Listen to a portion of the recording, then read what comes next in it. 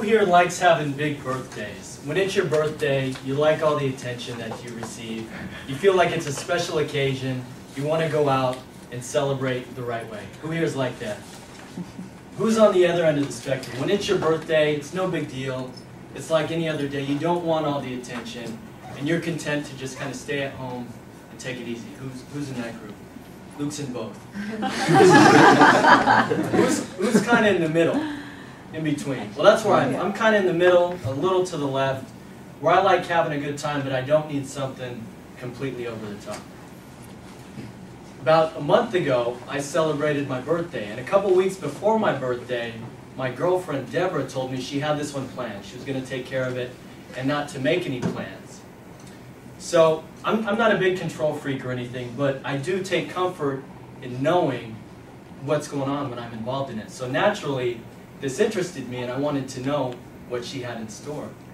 So I asked her, I said, "Hey Deb, what's going on? What do you got planned for my birthday?" And she said, "Oh, nothing. Don't worry about it." I thought, okay, a surprise. Can you at least give me a hint, something? And she tells me, "Sure, your hint is, no matter how much you guess, I'm not going to tell you anything."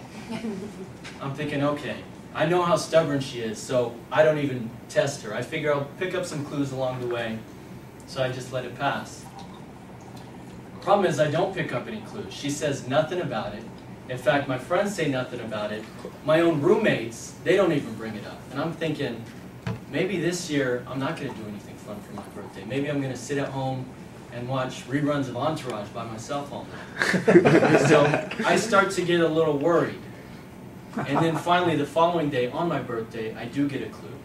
She tells me, "Ryan, come home after work at 8:30 tonight. Not before, not later. Be here at 8:30. Now, I didn't want to ask her. I knew I wasn't going to get anywhere, so I saved my breath. And I decided to go to happy hour after work with some of my friends. So I went out, we had some drinks, and one of my buddies told me that Tainted Love was in town. They were playing at Bimbo's in North Beach on Friday night, my birthday. I'm a big fan of Tainted Love. I've seen them a couple times. And I remembered telling Debbie that I was a fan and that we should go. And the show started at 9. So I started putting the pieces together. Come home at 8:30, show starts at 9, Tainted Love, Friday night, my friends are going to be there, and I knew it. I figured it out. I knew what the surprise was. So I couldn't let this pass. I called her up, and I told her, I said, "Debbie, I wanted to thank you in advance for such a thoughtful gift. I'm really looking forward to the concert tonight. I'll see you home at 8:30. She laughed. She didn't confirm it. She didn't deny it. She just let it go. So I'm on my way home, and I get a call from her. And there's a change of plan. She says rather than meeting at home, she wants me to meet her at a nearby bar. I guess another couple and us, we're going to get together, we're going to have a drink, and then go out to wherever it was we were going that night. So I show up at the bar, and nobody's there. I sit down, I order a pitcher, and I wait, and nobody shows up. I text her, nothing comes back. And now I'm starting to get a little heated. I'm getting upset. And I'm thinking, now that I know I'm doing something, I want to have a good time. I don't want to sit here all night and just miss the show. So she shows up, and I was about to have some words with her. And she tells me, "There's no time. We've got to run. The show starts at 5, so let's go home." So we start jogging home. I get back to my apartment. I'm thinking, I'm going to jet up the stairs. I'm going to put on my 80s outfit. I'm going to grab Debbie. We're going to go.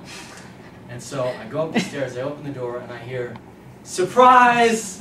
I look over, and I see about 15 of my close friends in the room, in my living room. Happy birthday signs on the wall, drinks, appetizers, music. I mean, the whole thing. She'd been planning this for a couple weeks, I could tell. And it was a complete surprise. I mean, it took me back. I had no idea that this was going to be happening. So the rest of the night was awesome. I mean, we had fun. I caught up with old friends. We had drinks. I had a few too many drinks. And I had to make an early exit, which is a little embarrassing. But I took something away from this experience. And my big takeaway was, don't drink Jägermeister directly from the bottle. Bad news. Aside from that, I learned that I had spent all this time, effort, and energy trying to figure out what was going on with my birthday. And the reason it was so special was because I didn't know. And the real thrill was in the surprise. And for me, I think we can apply this to life, because oftentimes we get so caught up in the things that we can't control. We want to control everything, and it's just wasted energy. And the real thrill is in the journey. So I say enjoy the journey.